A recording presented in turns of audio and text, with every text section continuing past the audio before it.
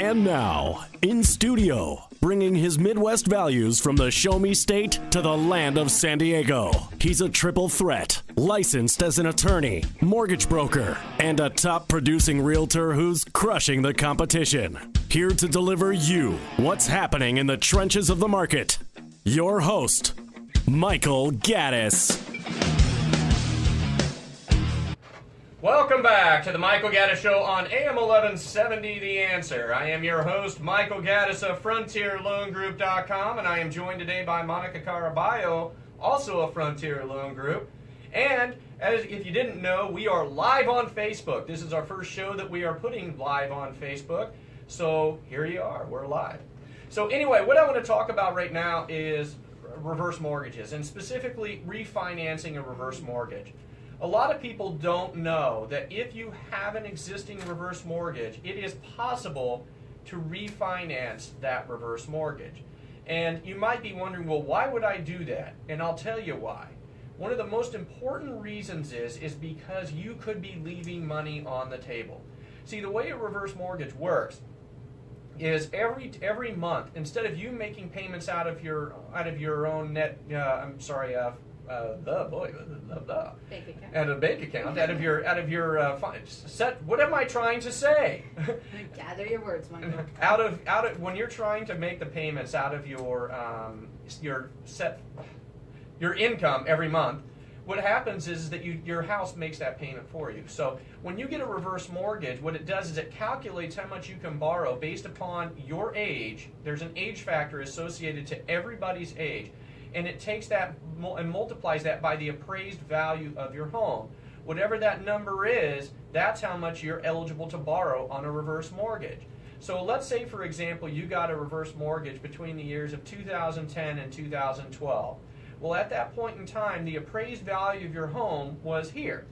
Now, because the economy has swung back and the real estate market is on the rise, that same house is no longer valued here; it's valued up here.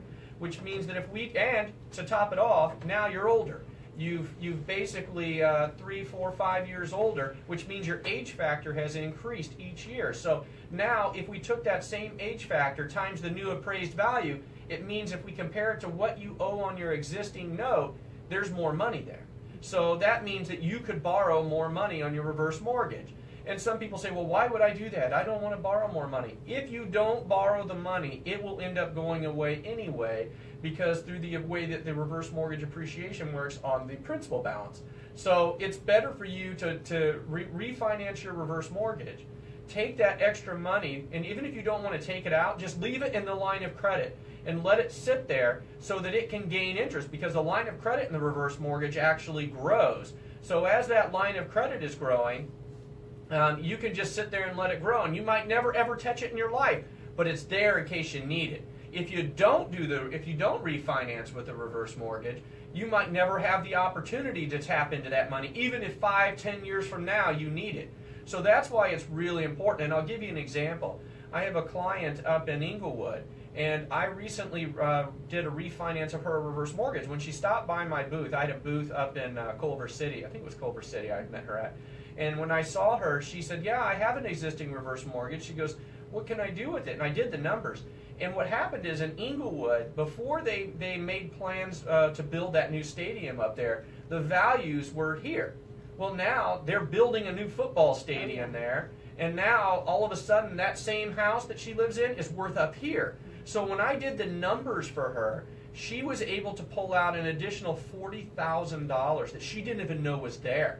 And just to give you an idea, she's 89 years old, and she basically is the 89 going on 69, maybe even 65. She is a phenomenal individual, this woman. She's literally one of my heroes. This woman lives every day like it's her last. She just enjoys life, and she truly proves that age is just a number. I'm telling you, this woman is an exceptional person, inside and out. But she wants to travel. And one of her goals, one of the places she wants to go, if you go to her refrigerator, I think I've talked about her in the past, you'll see her refrigerator has all these little magnets on it. And she says, I want you to show you my magnets, Michael. So I go over and look at her magnets, and the refrigerator's full, but there's one blank space. And she goes, "You see that space right there?" And I said, "Yeah, I see that space." She says, "That's for my last destination." I'm like, "Where is it?" "Machu Picchu." She's going to Machu Picchu. And she's actually training. She's actually going to the aquatic center at the senior center. And she's actually trying to build her knees up and everything because she doesn't want to be wheeled around. She wants to walk on her own. And she wants to go down there and put that last magnet on her refrigerator. And before she met me, she was having trouble coming up with the funds.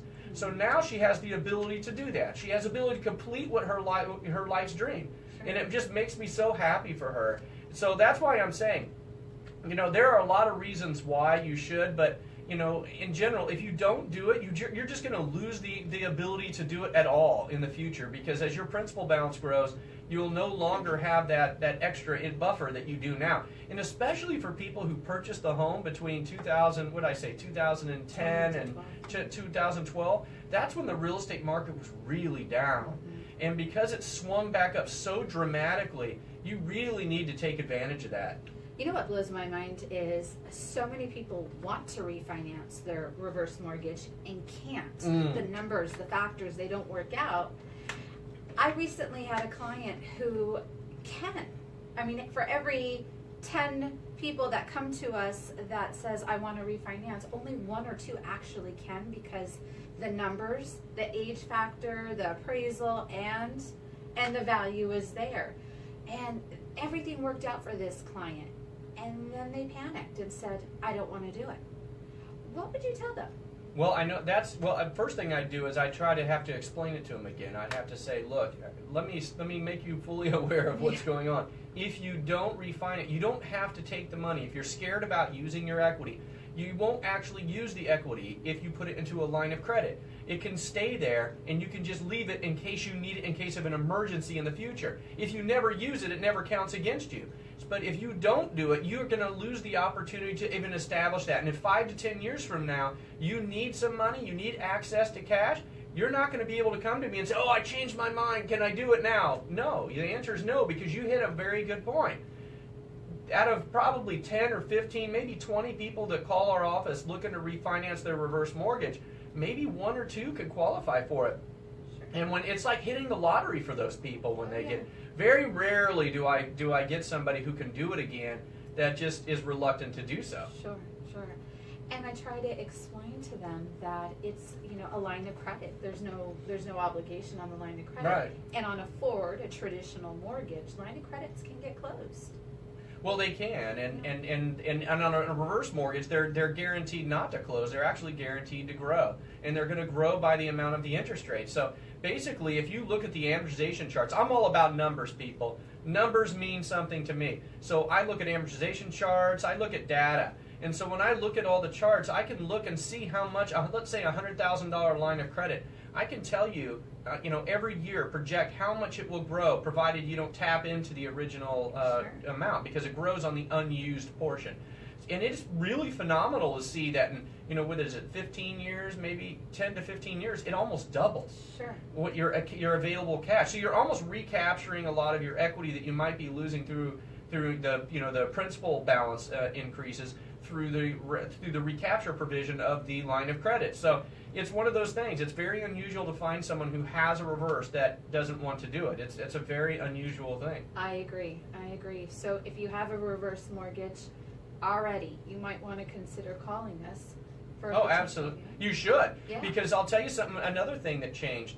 Back in August of 2014, they raised the age factor limit. Yes. So the percentages associated to ages increased in August of 2014. So what does that mean? That means that if you got a reverse mortgage between, again, 2010 and 2012, let's say, already your house value's gone up, but your age factor is significantly higher than it was before, which means that you have access to more than you were entitled to before. So it's in your favor. That's right. It's almost a no-brainer. It's really a no-brainer because, and the other thing that's great about it is that when you run these numbers and you look at what you can do, what you can pull out, especially people, by the way, that got fixed rate reverse mortgages, right. Because there's certain limitations on fixed rate reverse mortgages that don't allow you to tap into all of the equity that you have in your house. So basically, you have equity sitting there that you weren't utilizing. So let's say somebody who got an adjustable adjustable rate reverse mortgage, they were able to tap into all of their potential eligible principal balance, whereas because of the provisions of the fixed rate, you weren't. If you have a fixed rate reverse mortgage, you need to call today. I'm telling you, you'll be amazed. You'll be amazed at what's still on the table for you. Oh, yeah. Yeah, because a lot of them just take cash out, and because that's all the fixed rate allows you for. Elimination of mortgage payment, which, by the way, just for the small print for the legalese, you're still responsible for your property tax and insurance payments, and you're basically the payments you're not making basically get added to your principal balance. So that is the little fine print. But I mean, and you have to wait 18 months. And you have to wait 18 months to refinance. So I mean, if you have a reverse mortgage, or you know anybody who has a reverse mortgage, especially if they got that reverse mortgage between those years I keep saying, 2010 to 2012, I think it's really, really, really important that you at least take a look and have it evaluated to see if there's anything more that you can get out of it, because believe me, it's only in your best interest to do so. So absolutely. I have a client right now who's waiting for his 18 months to hit so he can refinance. Oh, absolutely. It's just trying to see if there's any way whatsoever, as I mentioned, especially those fixed rate reverse mortgages if you got them because of the limitations. Well, after the break, I'm going to come back and I'm not going to be tongue-tied. And I'm going to talk a little bit more about reverse mortgages. You're listening to the Michael Gaddis Show on AM1170 The Answer.